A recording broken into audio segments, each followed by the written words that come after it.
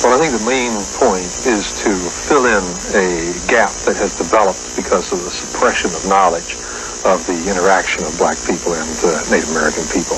In other words, it's to tell the story to the fullest extent possible of the interrelations between these two ethnic groups with both extremely rich heritages of culture and history. Where were the Native American population during the time that you studied? Well, during that time period, I think virtually all areas of the Americas and all of the islands, virtually, including up to Greenland, for the most part, were occupied by different native people. So the entire continent and virtually all of the islands were occupied. The Spanish writer Bartolomé de las Casas, who is the principal author of that gives us the information from Columbus's diaries.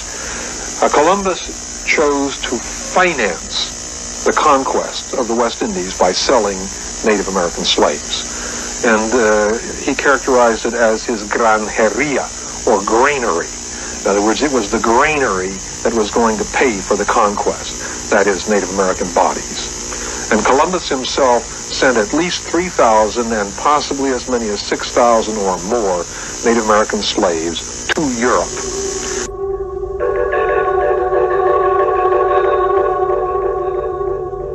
This begins as early as 1493. On his return voyage, he takes about 24 Native Americans to Portugal and Spain.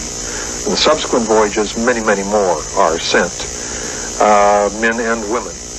Now, he intends to sell them by the thousands, not only in Spain, but he mentions the Azores, the Canary Islands, the Cape Verde Islands off, the west coast of Africa.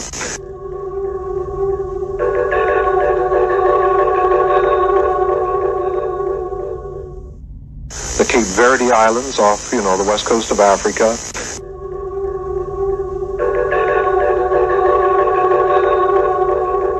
The Cape Verde Islands off, the west coast of Africa.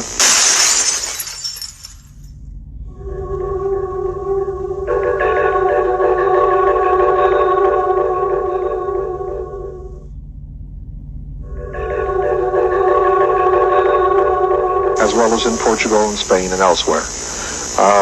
So even before there are any appreciable number of African slaves being sent to the Americas, there are Native American slaves being sent to Europe, principally probably ending up in Lisbon and Seville, or Sevilla, in southern Spain. So even before there are any appreciable number of African slaves being sent to the Americas, there are Native American slaves being sent to Europe, principally probably ending up in Lisbon and Seville, or Sevilla, in southern Spain. So even before there are any appreciable number of African slaves being sent to the Americas, there are Native American slaves being sent to Europe, principally probably ending up in Lisbon and Seville, or Sevilla, in southern Spain. Now, when people think of American slavery, they don't think of the enslavement of Native Americans. Why is this? Well, partly because the enslavement of Native Americans occurred first.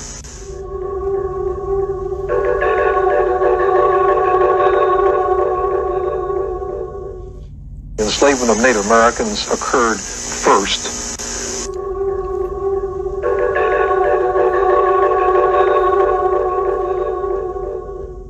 The enslavement of Native Americans occurred first.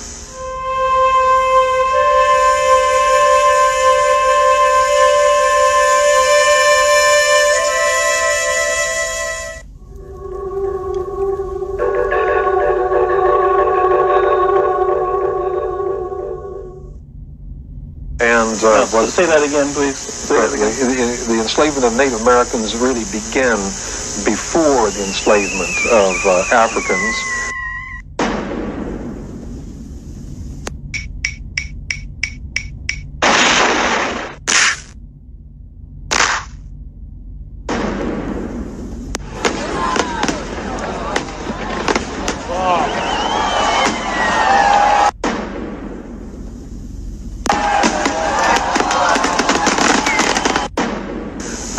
not only in the Caribbean by the Spanish, where it was extremely extensive. And in the Caribbean, I might mention that the numbers were huge that were involved, and they had several kinds of slaves. They had the normal slave, but they also had people who were called, they were called Indians from the useless islands. They were from islands where there was no gold. And so they had the right to go and remove people from those islands. Useless islands? Yeah, well, Jamaica, for example, would be a useless island because it had no gold. Inutiles, not useful. And they needed labor so badly on Haiti, where the gold was found, Haiti, and Cuba, that they were stealing people constantly and removing them by force from other islands, even after it was no longer technically in the best or possible, legally even, to enslave. They still could remove them as forced free labor, we could call it later coolie labor, right?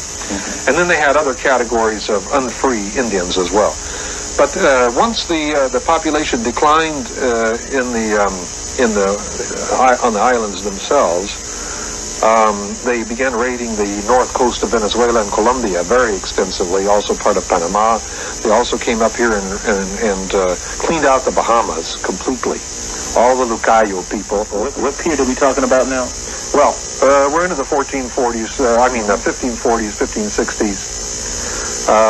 Many people from Florida, South Carolina is raided for slaves. And also the west coast of Mexico in the 1530s. Many Mexican Indians are sold as slaves, and it extends on into a much later period of time. But in short, the tremendous numbers of Native Americans were enslaved, and the Spaniards kept looking farther and farther afield for slaves to replenish the labor supply.